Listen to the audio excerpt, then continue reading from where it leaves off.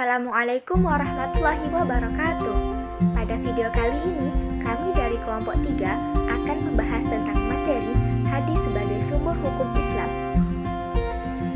Adapun submateri yang akan kami bahas adalah yang pertama, pengertian hadis, yang kedua, kedudukan hadis sebagai sumber hukum Islam, dan yang ketiga, fungsi hadis sebagai sumber hukum Islam.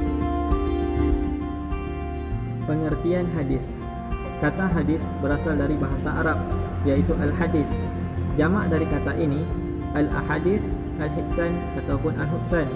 Hadis menurut bahasa yaitu sesuatu yang baru, menunjukkan sesuatu yang dekat atau dengan waktu yang singkat. Hadis juga berarti berita, sesuatu yang diberitakan, diperbincangkan dan dipindahkan dari seseorang kepada orang lain. Sedangkan hadis menurut istilah syarak yaitu sesuatu yang datang dari Rasulullah SAW, baik itu berupa ucapan, perbuatan ataupun ketetapan yang disebut dengan takrir. Beberapa ulama memiliki pendapat yang berbeda terkait dengan pengertian hadis. Yang pertama yaitu menurut ahli hadis. Menurut para ahli hadis, hadis adalah sesuatu perkataan, perbuatan ataupun ketetapan yang disandarkan kepada Nabi Muhammad SAW. Yang kedua yaitu menurut ahli usul fikih.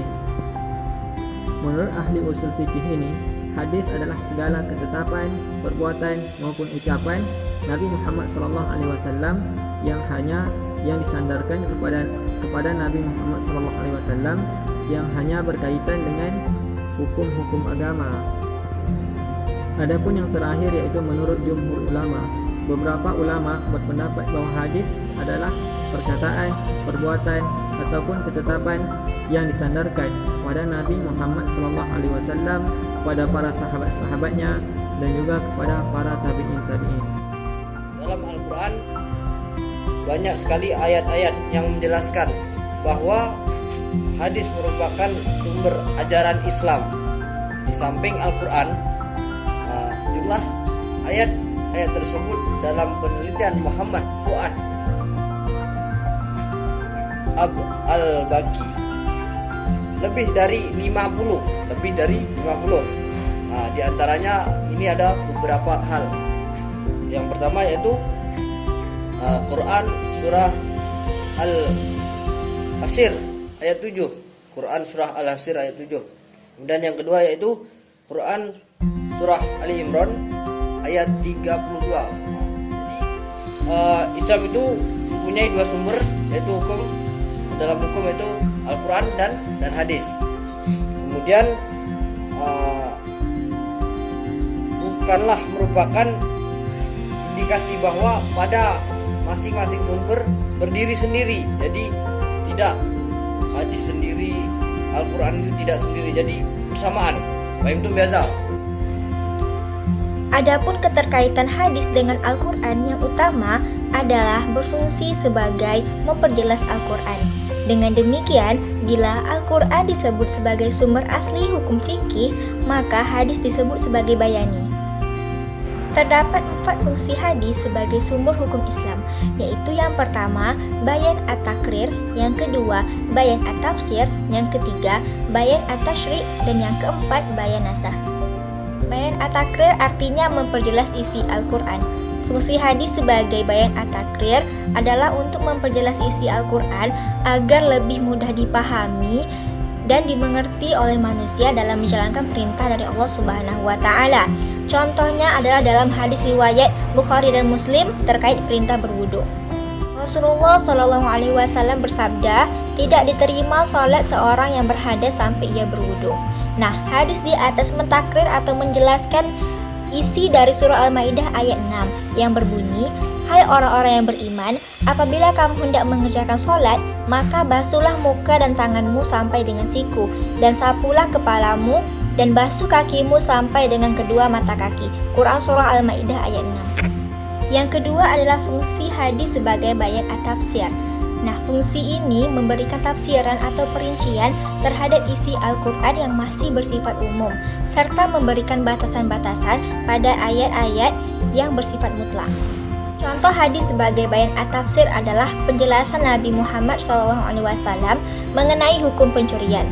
Rasulullah SAW didatangi seseorang yang membawa pencuri, maka beliau memotong tangan pencuri tersebut dari pergelangan tangan. Nah, hadis ini memberikan tafsiran dari surah Al-Maidah ayat 38 yang berbunyi, laki-laki yang mencuri dan perempuan yang mencuri, potonglah tangan keduanya sebagai pembalasan bagi apa yang mereka kerjakan dan sebagai siksaan dari Allah. Dan Allah Maha Perkasa lagi Maha Bijaksana. Quran Surah Al-Maidah ayat 38. Yang ketiga adalah bayan at-tasyri', artinya memberikan kepastian terhadap hukum Islam yang tidak terdapat di dalam Al-Quran. Nah, bayan at-tasyri' ini di mana hadis memberikan kepastian hukum atau penjelasan ajaran-ajaran Islam yang tidak terdapat di dalam Al-Quran. Biasanya, Al-Quran hanya menjelaskan secara general, kemudian diperkuat dan diperjelas oleh hadis. Contohnya mengenai zakat fitrah. Rasulullah SAW telah mewajibkan zakat fitrah kepada umat Islam pada bulan Ramadan 1 sa' kurma dan gandum untuk setiap orang, baik merdeka atau hamba, laki-laki atau perempuan. Hadis riwayat Muslim. Terakhir adalah fungsi hadis sebagai bayan nasakh atau mengganti ketentuan terdahulu. Para ulama mendefinisikan bayan nasakh sebagai ketentuan baru yang datang yang dapat menghapus ketentuan terdahulu, sebab ketentuan baru dianggap lebih cocok dengan lingkungan dan lebih luas. Mengenai bayan nasakh ini masih terdapat perbedaan pendapat di kalangan ulama. Para ulama Ibnu Hazm dan Mu'taqaddim membolehkan menasakh Al-Quran dengan segala hadis walaupun hadis ahad. Sedangkan menurut kelompok Hanafiyah berpendapat boleh menasakh dengan hadis yang masyhur tanpa harus mutawatir. Sedangkan para Mu'taziliyah membolehkan menasakh dengan syarat hadis harus mutawatir.